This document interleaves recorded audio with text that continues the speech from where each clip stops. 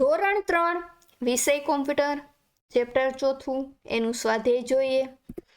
એમાં સૌથી પહેલા આપણે નીચે સાચા વિકલ્પની સામે રાઈટની નિશાની કરીશું.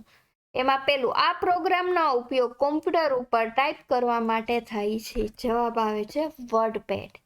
બીજું એક ખાલી સ્થળ જ્યાં આપણે લખાણ ટાઈપ કરી શકીએ તો એનો જવાબ છે ટેક્સ્ટ એરિયા. ત્રીજું ટેક્સ્ટ એરિયામાં જોઈ શકાતી એક ઝબૂકતી લાઈન છે ને શું કહેવાય? એને કર્સર કહેવાય.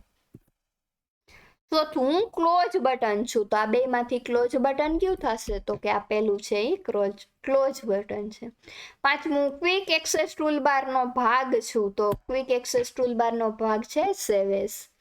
હવે જોઈએ ખાલી જગ્યા પેલી ખાલી જગ્યા ઉપર ક્લિક કરવાથી કર્સર કરંટ વિન્ડોની ટાસ્ક બાર પર જશે. જવાબ આવે છે મિનિમાઇઝ.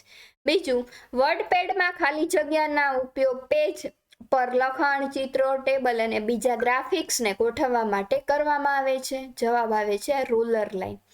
ટેક્સ્ટ એરિયામાં જોઈ શકાતી નાની ઝબૂકતી ઊભી લાઈનને ખાલી જગ્યા કહેવામાં આવે છે. એને શું કહેવાય? કર્સર. ચોથું ખાલી જગ્યા બટન ઉપર ક્લિક કરવાથી વિન્ડોને આખી સ્ક્રીનમાં જોઈ શકાય છે. જવાબ આવે છે મેક્સિમાઇઝ.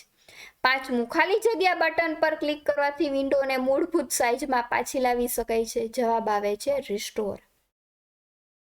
ડોક્યુમેન્ટને સેવ કરવા માટેના પગલાં લખો તો સૌ પ્રથમ Ctrl+S કી દબાવો જેથી સેવ એસનું ડાયલોગ્સ બોક્સ જોવા મળશે.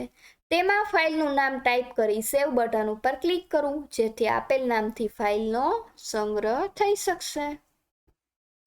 નીચેના વાક્યો ખરા છે કે ખોટા જણાવો. પેલું વર્ડપેડમાં સૌપ્રથમ વિન્ડો 95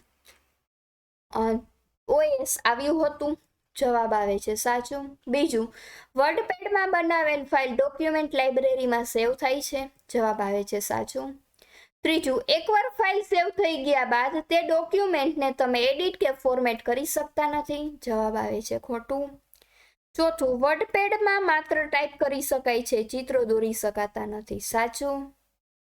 જો તમે મિનિમાઇઝ બટન ઉપર ક્લિક કરશો તો તમારું ડોક્યુમેન્ટ છે ક્લોઝ થઈ જશે. જવાબ આવે છે ખોટું. તો અહીંયા આપણું ચેપ્ટર છે તે પૂરું થાય છે. Thank you.